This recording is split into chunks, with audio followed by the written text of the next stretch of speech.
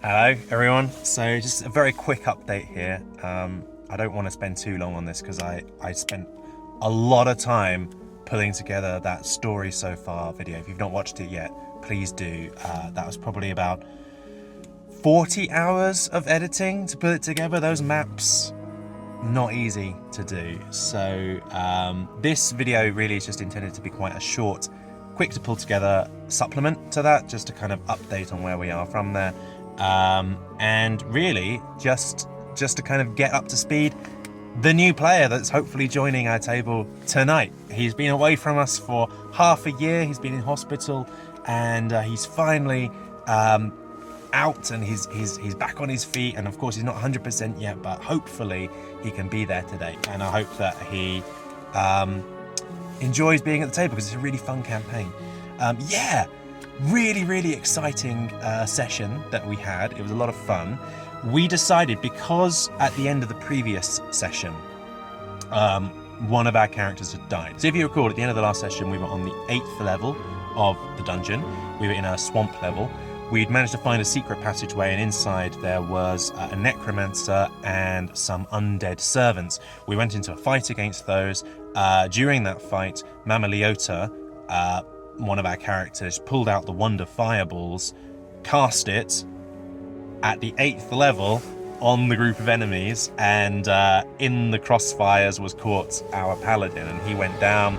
The enemies then crit on him the next turn and he died. So that's where things ended. And so this session we actually didn't have that player at the table. He had to step away for a week.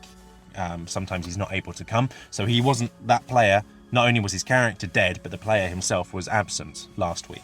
So we knew that this week, this coming session today, we were going to have a brand new player at the table, and that other player would come back and he would bring with him a new character. There'd be 2 new characters at the table. With that in mind, we were like, well, let's not progress the story too much further, right? There was 3 of us at the table last week. We were like, well, let's not go too much further on this. Let's just maybe spend time mopping up a few uncompleted side quests, so that this next session, when we've got everyone at the table, we can then crack on with things properly.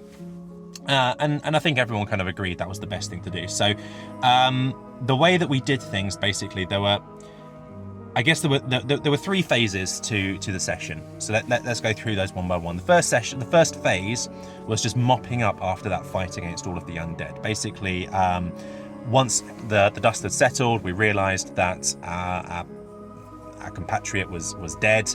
We tried to resurrect him, but the player had said, no, I don't want to be resurrected, so that resurrection failed, and instead we Mama Leota, with her ghost-speaking abilities, she was able to speak with his soul, and through some convoluted manner of, because she's a bard, she was able to get some, it was through the form of a song, which is scrolling on the screen right now. We were able to figure out what happened to him in death, and it turned out that Halden, in death, went to join the barbarian Kronos, one of our other former characters, who is fighting on the 21st floor against whatever horrors are down there, and he agreed in death, Halden agreed in death, that he would serve as Kronos' shield. So they are fighting together off to one side. That's what's happening right now. So we're like, okay, fine. So that was the first part. We looked around the wizard's kind of quarters, I guess there were.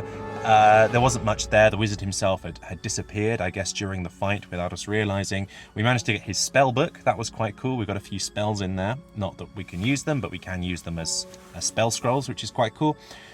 And then after that, so that was kind of the first section. And during this whole period, I was role-playing that my character, Gorn, was very angry with Mama Leota because she had killed a party member.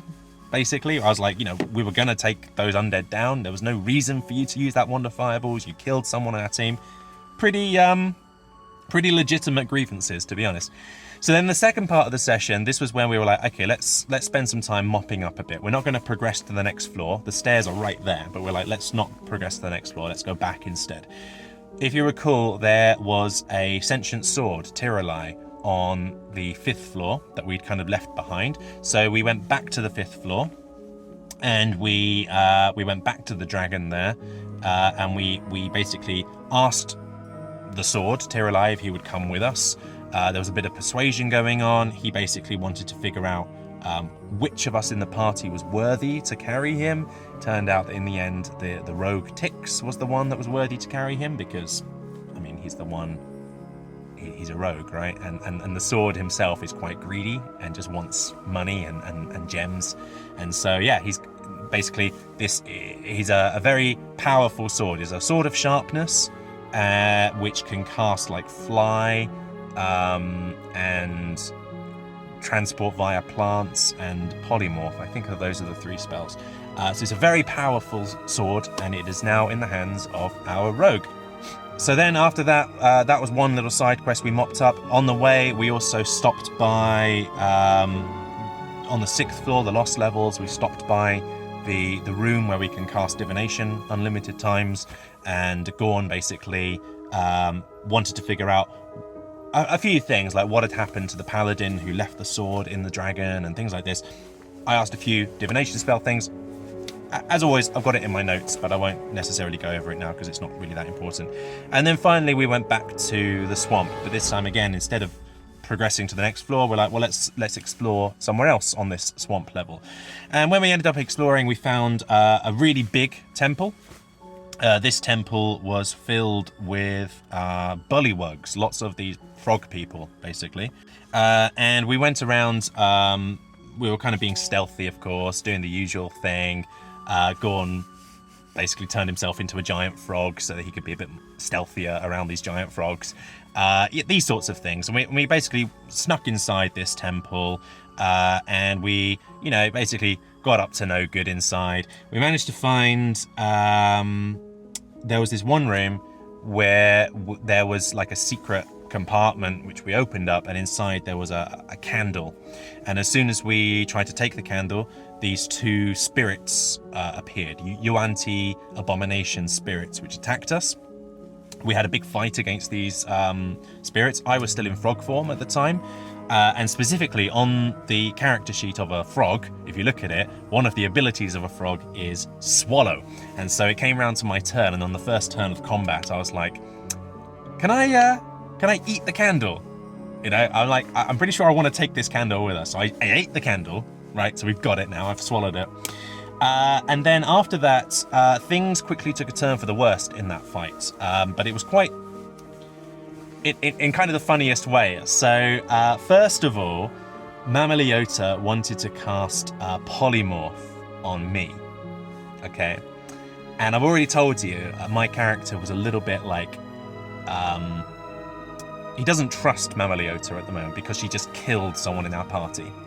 And so as soon as she's like pointing a spell at me, waving her hands, saying magical Muju words, which I don't understand because I don't know polymorph, of course, like, what do I think's happening here? So I did it properly. Like, I rolled basically a wisdom check against her deception or whatever, just to try and see, like, am I able to figure out what it is that she's trying to do here? Do I understand that she's trying to do polymorph? And therefore, will I try and resist the spell or not?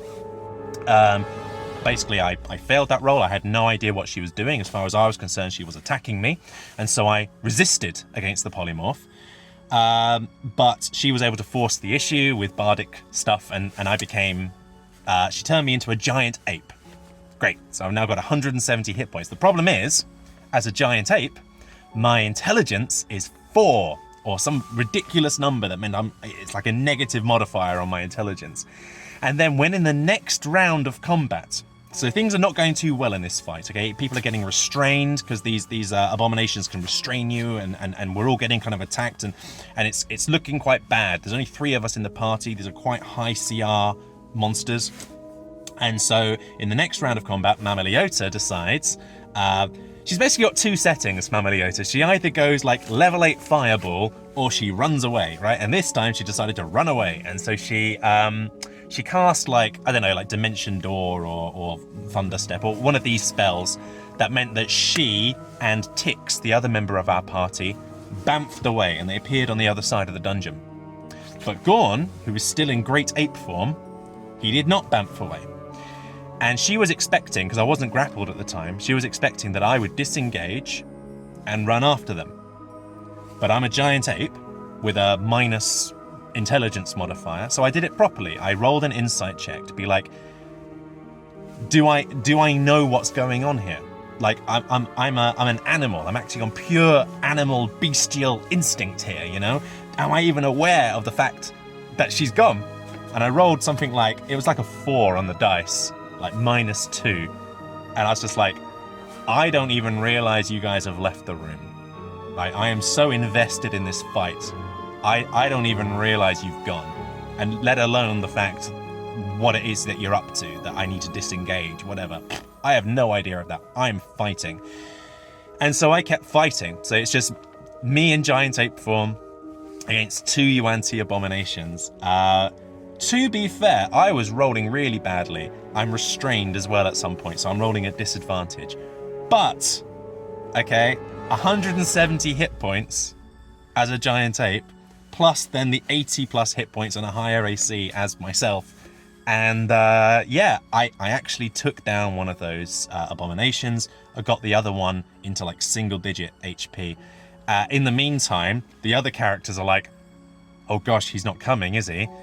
And they spend every single turn basically dashing back to me as fast as they can. And to be fair, you know, the DM, we were actually doing Theatre of the Mind last session because we couldn't get our usual room, so we didn't have a battle map that we were working with. But that's fine, we're doing Theatre of the Mind.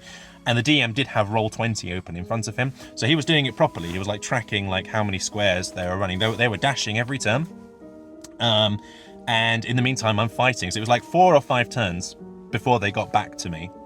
By which time Tix then runs into the room and finishes off the last of the abominations, leaving Gorn literally on like, I was on about like 8 or 9 HP at the end, and I still am.